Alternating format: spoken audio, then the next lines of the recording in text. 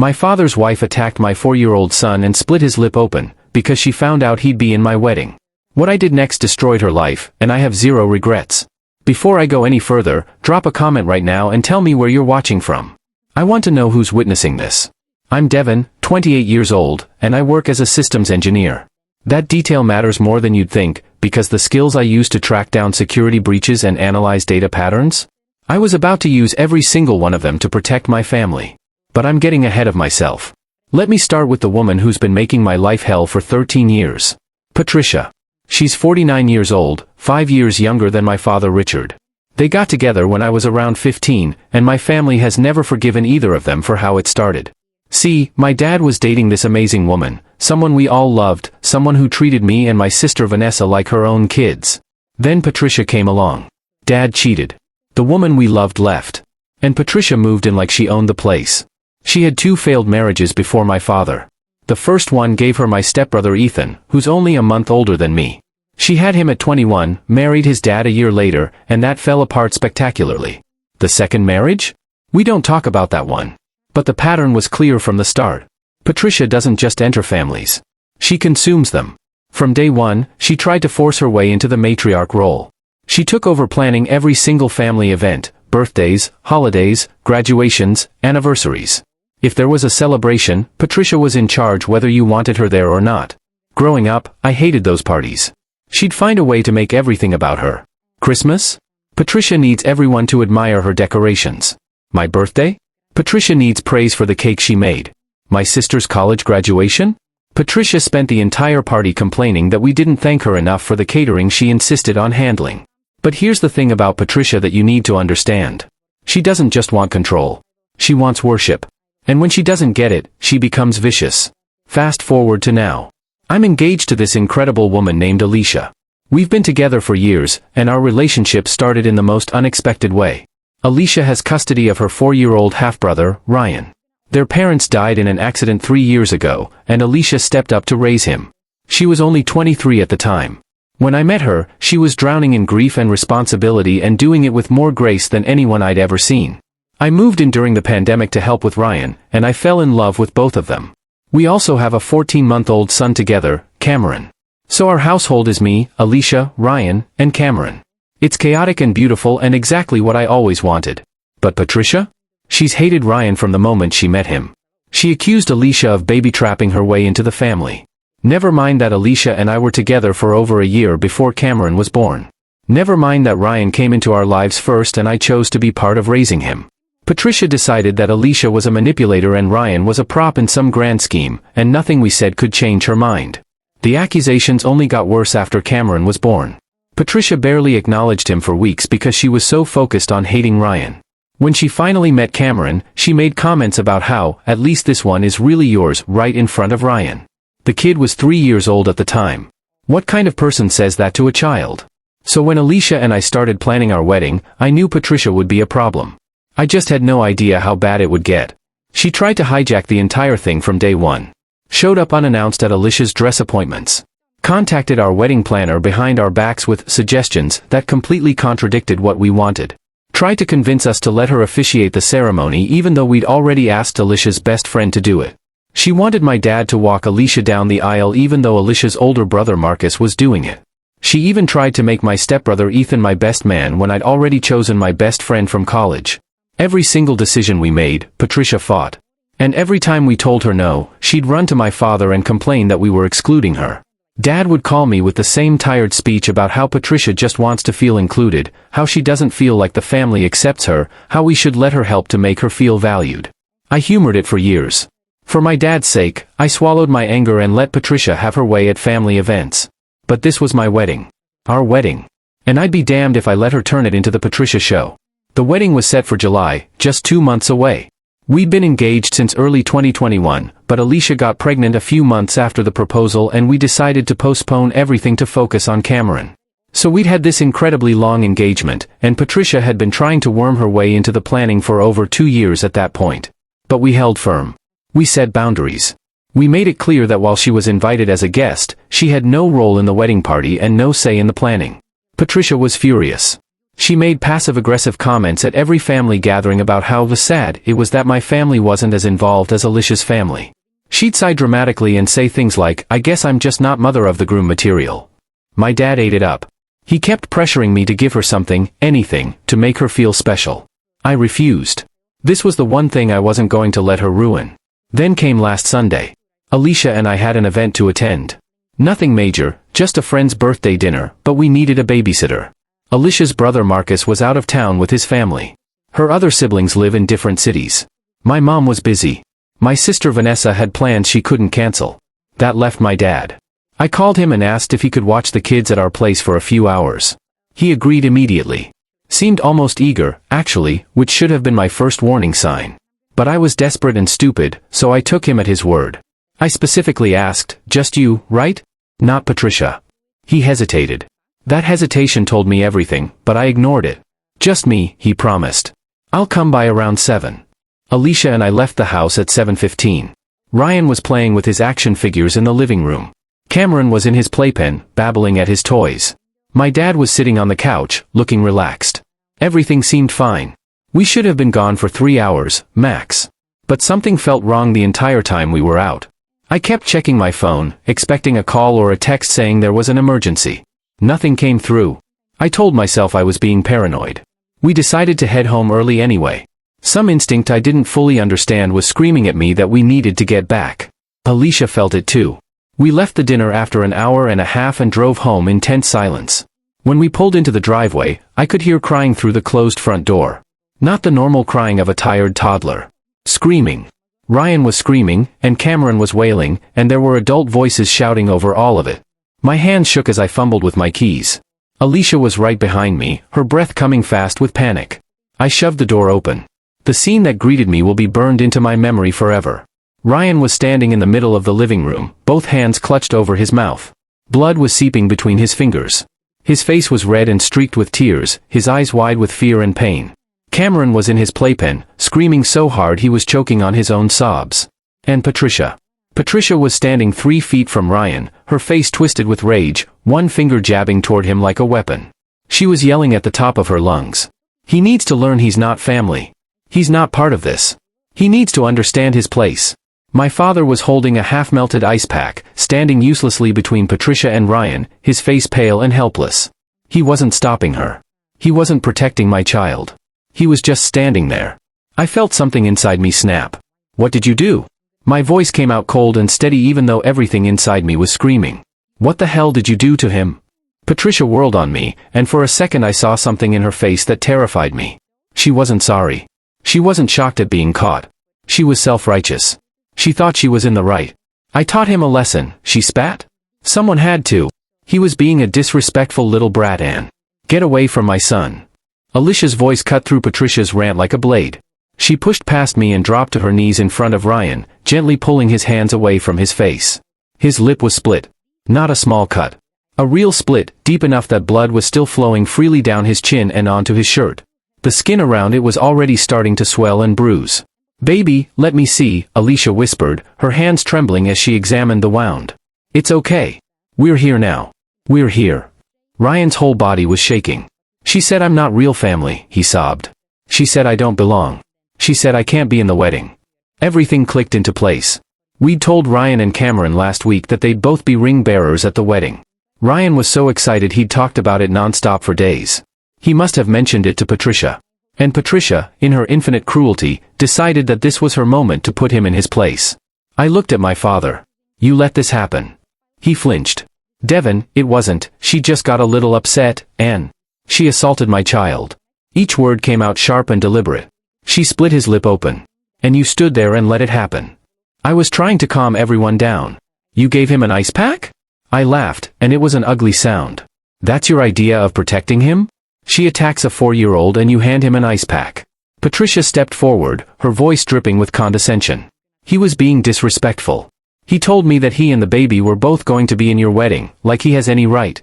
He has every right." I roared, and both Cameron and Ryan flinched at the volume. I forced myself to lower my voice. "He is my son. Cameron is my son. They are both going to be ring bearers at my wedding. And you?"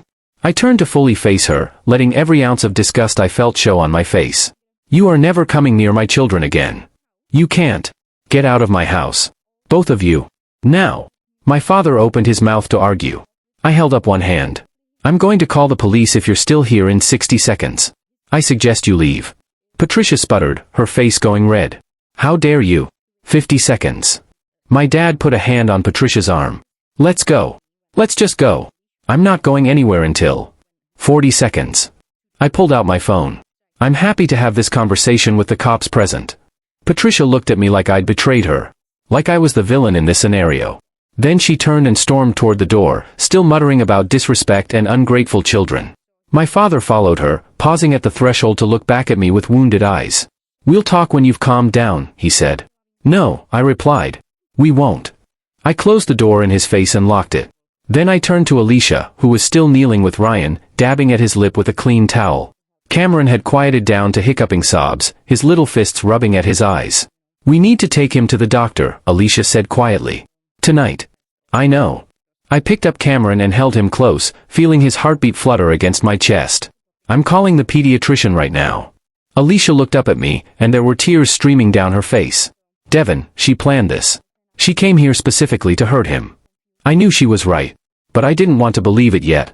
Not because I thought Patricia deserved the benefit of the doubt, but because accepting that she'd premeditated attacking my child meant accepting that my father had chosen to enable it. That night was long.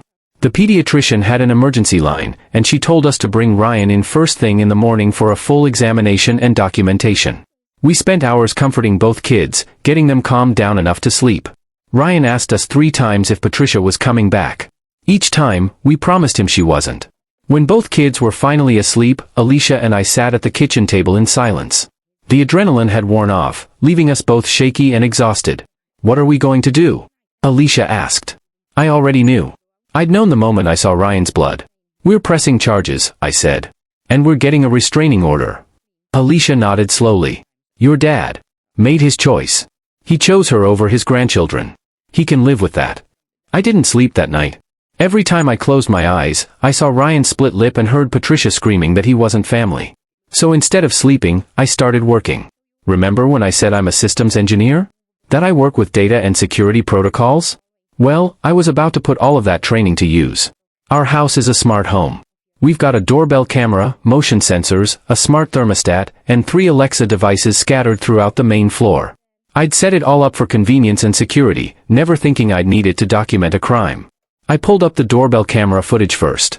There it was, Patricia's car pulling up at 7:47 p.m., exactly 47 minutes after we'd left. The timestamp was clear.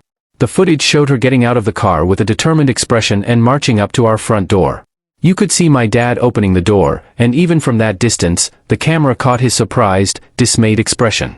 The audio was too faint to make out words, but you could see them arguing briefly before Patricia pushed past him into the house. Next, I checked the Alexa recordings. Alexa isn't supposed to record unless you activate it with the wake word, but there's a feature where it captures a few seconds of audio before the wake word to ensure it doesn't miss commands. Usually, those snippets get deleted automatically. But I'd turned that feature off months ago because I was paranoid about losing voice commands I needed to reference for smart home programming. Those captured fragments were damning. 3 separate recordings, each just a few seconds long, but enough. Patricia's voice screaming about that boy and not real family. Ryan crying. Cameron wailing.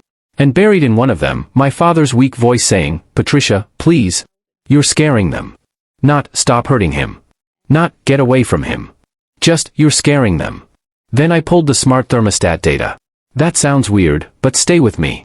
Smart thermostats have motion sensors to detect when people are in rooms, helping them regulate temperature efficiently. That means they create a log of unusual motion patterns. At 8:15 p.m., there was a massive spike in the living room motion sensor activity. Rapid, erratic movement. That would have been the moment Patricia attacked Ryan. Finally, I did something that felt slightly unethical but was technically legal. My father has been on my family phone plan since I got my first job and started paying for it. I never took him off because it was easier to just leave it. That meant I had access to the text message logs. I pulled them. Patricia to my dad, sent at 7:32 p.m., I'm coming over. Don't try to stop me. My dad to Patricia, 7:34 p.m., Devin said just me. Please don't do this. Patricia to my dad, 7:36 p.m., I'm not letting that boy think he belongs in our family. Someone needs to teach him the truth. My dad to Patricia, 7:40 p.m., fine. But don't start anything. Please. She'd planned it. She'd told him exactly what she intended to do, and he'd let her come anyway. He'd opened the door knowing she was coming to hurt Ryan, and he'd done nothing to stop it. I sat back in my chair, staring at my computer screen. The evidence was overwhelming. Time-stamped, cross-referenced, undeniable. Patricia had premeditated an attack on a 4-year-old child, my father had enabled it, and I had every single piece of proof I needed to bury them both. By the time the sun came up, I'd compiled everything into a single presentation. Doorbell footage, Alexa audio, motion sensor data, text message logs. I'd created a timeline that showed exactly what had happened and when.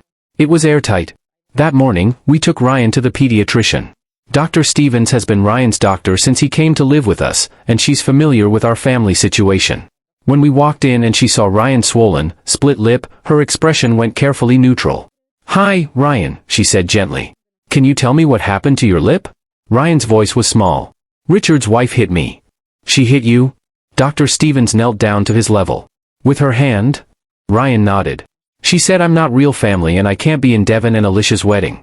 Then she hit me really hard and my lip started bleeding." Dr. Stevens looked at me, and I saw something fierce in her eyes. "I need to examine him. Then we need to talk." The examination was thorough. She checked his lip from every angle, took photographs for medical records, and documented the bruising that had formed overnight. Ryan was brave through all of it, but I could see him fighting tears. When we were in Dr. Stevens' office afterward, she didn't pull punches. "This injury is consistent with being struck by an adult hand with significant force," she said. "Given Ryan's age and the fact that this was inflicted by a caregiver, I'm legally required to file a child abuse report. But I want to be very clear with you, this isn't discipline. This is assault." "I know," I said. "We're pressing charges." Dr. Stevens nodded approvingly. "Good. You need copies of everything for your records. I'll have them ready in 10 minutes. We walked out of that office with a medical report, photographs, and official documentation of abuse. Patricia had assaulted my child and now there was irrefutable proof. Within 24 hours, I'd filed a police report and formal charges against Patricia. The evidence package I submitted was 47 pages long, every piece of footage, every text message, every data point that proved what she'd done. 48 hours after Ryan was attacked, my father called me. I'd been expecting it. "How could you do this to Patricia?" His voice was tight with anger. "You filed charges? Against my wife? Over a little accident?" I hung up on him without saying a word. He called back immediately. I declined the call. He called again. Declined. On the 4th attempt, I answered. "If you call me again to defend the woman who assaulted my son, I'm blocking your number. Devin, you're overreacting." She split his lip open. I was shaking with rage. She told a 4-year-old child that he's not real family. She planned it, she executed it, and you let it happen. So no, Dad. I'm not overreacting. I'm protecting my family from you. I hung up again and this time I did block his number. Not permanently, I needed to be able to screenshot anything he sent for potential evidence. But I wasn't going to let him call and harass me. Within days, he'd moved on to harassing our extended family instead. My father is good at controlling narratives. He's been doing it for Patricia for 13 years. So he called every single person on his side of the family and told them a very different version of what had happened. In my father's version, Patricia had barely touched Ryan. There was no split lip. No blood. No medical report. Just a slight overreaction from an emotional child and a vindictive son who wanted to punish Patricia for something. My father was vague on the details, but the implication was clear. Alicia and I were being cruel for no reason. Half the family believed him immediately. We started getting texts from cousins, aunts, uncles. "Can't you just forgive her? This is tearing the family apart. Your dad is so upset. Think about family unity." Not one of them asked to see the medical report. Not one of them asked to hear our side. They just took my father's word and decided we were wrong. Then came the wedding ultimatum. My father announced he wouldn't attend the wedding if Patricia was banned. Several relatives who believed his story said they wouldn't come either. My stepbrother Ethan called me directly to tell me I was being unfair to his mother and that I was destroying the family. I told him about the split lip. I told him about the medical report. I told him about the charges we'd filed. He said I was lying. My mother wouldn't do that, Ethan insisted. There was no getting through to him. I told him he wasn't welcome at our wedding anymore and hung up. Comment below, have you ever had to cut off a family member to protect someone you love? My sister Vanessa helped me build our case. She's a paralegal and has access to resources I don't. She submitted Freedom of Information Act requests to Patricia's workplace. 3 days later, the results came back. Patricia had 2 documented incidents. Both involved company events where employees brought their children. In the first incident 2 years ago, Patricia had yelled at a colleague's 6-year-old daughter who'd accidentally spilled juice on Patricia's shoe. Multiple witnesses said Patricia had screamed at the child until she cried. The second incident was from 6 months ago. Patricia had grabbed a coworker's 8-year-old son by the arm hard enough to leave bruises. The mother filed a complaint with HR. Patricia received a written warning. There was a pattern. Vanessa also reached out to every family member who was still speaking to us and asked them to send screenshots of every text or message Patricia had sent about the incident. What they didn't realize is that Patricia had been texting everyone her real thoughts. To my aunt, "I've been planning to teach that boy a lesson for weeks. He needs to understand his place." To a family friend, "Jane baby-trapped her way into this family and now we're all supposed to pretend her brother is Devin's son? I'm not playing along." She documented her own premeditation. Vanessa compiled everything into a 47-page dossier. "They're done," Vanessa said when she showed me the final product. The restraining order hearing was scheduled for 3 weeks after the attack. Patricia and my father had plenty of time to prepare a defense, hire a lawyer, gather counter-evidence. They did none of those things. The hearing was on a Tuesday morning at 9 a.m. Alicia and I arrived with our attorney, a family law specialist named Ms. Chen. Patricia and my father showed up alone. No attorney. No evidence binders. Nothing. The judge, a woman in her 60s named Judge Morrison, reviewed the initial petition with a neutral expression. Then she looked at us. "Mr. and Mrs. Preston, you're representing yourselves?" My father stood awkwardly. "Yes, Your Honor. We didn't think we needed a lawyer for something this minor." Judge Morrison's expression didn't change. "Please sit down. Mr. Hayes, I understand you're the petitioner?" I stood. "Yes, Your Honor." "Present your evidence." I opened my tablet and connected it to the courtroom's display screen. "Your Honor, on the evening of May 14th, my 4-year-old son Ryan was assaulted by the respondent, Patricia Preston, while she was in our home without permission. I have multiple forms of evidence documenting this assault." I started with the doorbell camera footage. The timestamp was clear, 7:47 p.m. Patricia's arrival. You could see my father opening the door, his surprise and dismay obvious. You could see them arguing briefly before she pushed past him. "The respondent arrived at our home uninvited and against our explicit instructions," I explained. Next, I played the Alexa audio fragments. They were short, but in the silence of the courtroom, they were damning. Patricia's voice, screaming, "Not real family. He needs to learn," Ryan's crying. Patricia again, his place in this. Judge Morrison's expression had shifted. I brought up the smart thermostat motion data. At 8:15 p.m., our home's motion sensors detected unusual activity in the living room. Rapid, erratic movement consistent with a physical altercation. Then the text messages. I displayed them on the screen one by one, reading them aloud. Patricia Preston to Richard Preston, 7:32 p.m., "I'm coming over. Don't try to stop me." Richard Preston to Patricia Preston, 7:34 p.m., "Devin said just me. Please don't do this." Patricia Preston to Richard Preston, 7:36 p.m., "I'm not letting that boy think he belongs in our family. Someone needs to teach him the truth." I paused. "Your Honor, as you can see, the respondent explicitly stated her intention to teach my son a lesson. This was premeditated." Finally, I brought up the medical documentation. Photos of Ryan's split lip, swollen and bruised. The pediatrician's report. The diagnosis, blunt force trauma consistent with being struck by an adult hand. Judge Morrison studied the evidence in silence for a long moment. Then she looked at Patricia and my father. "Mrs. Preston, did you enter the Hayes residence on May 14th without permission?" Patricia stood, her chin lifted defiantly. "My husband was there. I have a right to visit my husband." "That's not what I asked. Were you invited to the home?" Patricia's jaw tightened. "No. Did you strike the child, Ryan? He was being disrespectful. Did you strike him?" "He needed to learn, Mrs. Preston. I need a yes or no answer." "Did you strike this child?" The courtroom went silent. Patricia looked at my father, who was staring at his hands. Finally, she looked back at Judge Morrison. "He was being a brat," she said, her voice dripping with contempt. "Someone had to teach him that he's not part of this family." "That's a yes," Judge Morrison interrupted. She turned to my father. "Mr. Preston, you were present during this assault?" My father's voice was barely audible. "Yes." "Did you attempt to stop it?" I tried to calm everyone down." Did you attempt to stop it? My father's shoulders sagged. No. Judge Morrison closed the folder in front of her with a sharp snap. I've seen enough. Mr. and Mrs. Preston, the evidence presented here is overwhelming and, frankly, disturbing. A 4-year-old child was assaulted by an adult who planned the attack in advance, and the attack was enabled by another adult who had a duty to protect that child. She looked directly at Patricia. Mrs. Preston, you entered a private residence without permission, assaulted a minor child in your care, and have shown no remorse for your actions. Your own text messages demonstrate premeditation. You are a danger to this child. I'm granting a protection order.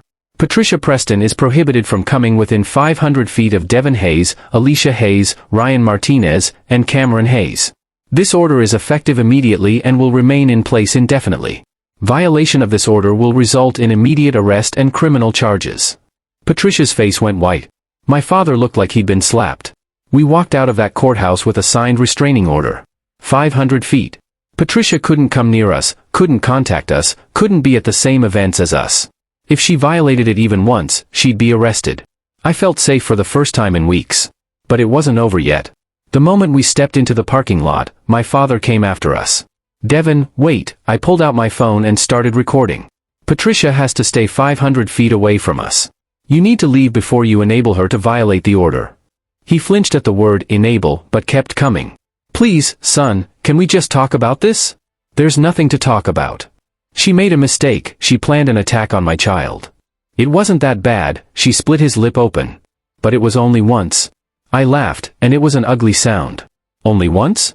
That's your defense? She only assaulted him once? My father's face crumpled. She's my wife. She's family. You're asking me to choose between my wife and my son.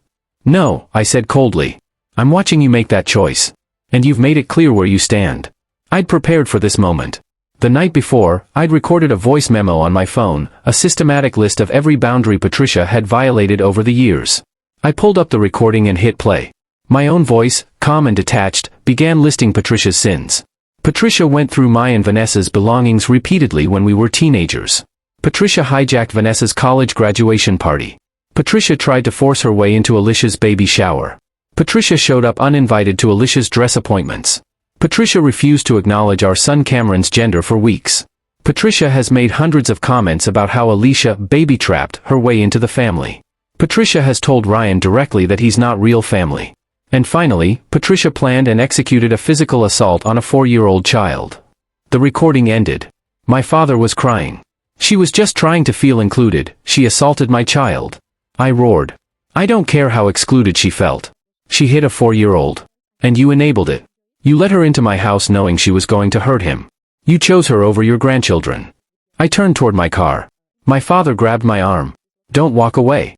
From me, take your hand off me or I'm calling the police. He let go like I'd burned him. I kept walking. You can't just throw away your family, he shouted after me. I stopped and looked back at him. I'm not throwing away my family. I'm protecting them. From you? I got in the car. Vanessa was in the back. None of us said a word as I drove away. We spent the next week fortifying our home. New locks on every door. I upgraded our alarm system and set up geofencing alerts tied to Patricia's phone number. If her phone came within 600 feet of our property, I'd get an immediate notification. The wedding was 6 weeks away. The venue coordinator called 3 days after the restraining order was granted. Mr. Hayes, I need to inform you that we've received 2 phone calls from a man claiming to be your father. My stomach dropped. What did he want? He wanted to know if we'd allow Patricia Preston to attend the wedding. We informed him that we have strict instructions not to admit her and that there's a legal protection order in place. He became agitated and offered to pay double our fee if we'd make an exception. I hired private security for the wedding. 2 professionals who would be stationed at the venue entrance with photos of Patricia and my father. For weeks before the wedding, my phone rang from an unknown number. Devin? The voice was familiar but strained. Ethan? My stepbrother's voice cracked. Can we talk? Please? Against my better judgment, I agreed. We met at a coffee shop 2 days later. Ethan looked haggard. Dark circles under his eyes, clothes wrinkled. I found texts on my mom's phone, he said without preamble. She left it unlocked after we had a fight and I saw them. My heart started pounding. What texts? She was planning it, Ethan said, his voice hollow. For weeks. She'd been planning to teach Ryan his place for weeks before it happened. She texted her friend about it. She said Ryan needed to learn he wasn't really part of the family and that your wedding was the perfect time to make it clear. I felt sick. There were other texts too, Ethan continued. To people I don't even know. She said horrible things about Alicia. About Ryan. About you. I've been in therapy processing how she manipulated me my whole life. I'm cutting contact with her. I'm so sorry I didn't believe you. We talked for 3 hours. One family member had chosen right. The wedding day arrived. I woke to the venue coordinator calling at 6 a.m. Your father contacted us again this morning offering to pay double. We refused and told him we'd call police if they show up. I checked my geofencing alerts. Patricia's phone was still at their house, 12 miles away. Security arrived early. When I got to the venue and saw guards posted at every entrance, something in my chest loosened. The ceremony was beautiful. Ryan and Cameron walked down the aisle as ring bearers. Ryan held Cameron's hand carefully, guiding him with the solemnity of someone 3 times his age. The congregation melted. No sign of Patricia or my father. Security gave me a thumbs up. When Alicia appeared at the end of the aisle, everything else ceased to matter. During our kiss, she whispered, "We did it. We protected them." The reception was joyful chaos. Alicia's brother Marcus gave a toast, to a family that chooses each other, not just shares blood. Patricia and Richard chose wrong. Their loss, our gain. During our honeymoon, Vanessa texted. My father had sent a 2,000-word email. He still referred to Patricia as my wife throughout. He claimed we were being manipulated and said we owed Patricia respect. The final line, "When you're ready to apologize to her, we'll be waiting." Vanessa blocked him. I didn't respond. For months later, I met Ethan for coffee again. We'd been rebuilding slowly. Eventually, he met the kids. Ryan was cautious but warmed up. 6 months post-wedding, Patricia was convicted of child abuse. Court-mandated anger management. Permanent record. She'd never work with children again. My father sent 3 texts over those months. Vague apologies never mentioning what Patricia did. On Father's Day, an angry rant about how we owed him respect. He couldn't even write what she'd done. Ryan is thriving now. His lip healed perfectly. Last week he asked, "When you adopt me, will I be Ryan Hayes?" Yes, we told him. He grinned all day. Cameron just turned 2. He follows Ryan everywhere, learning words like brother, family, love. Alicia asked me last night if I regretted it. Not anymore. Look at Ryan. He's happy. He's safe. That's all that matters. Some people think I'm too harsh. But setting boundaries to protect your children isn't harsh. It's survival. Patricia can't touch us. She has a criminal record. 500 feet of legal distance. My father chose her and lost everything. Ryan is safe. Cameron is safe. We're happy. That's the ending we deserved.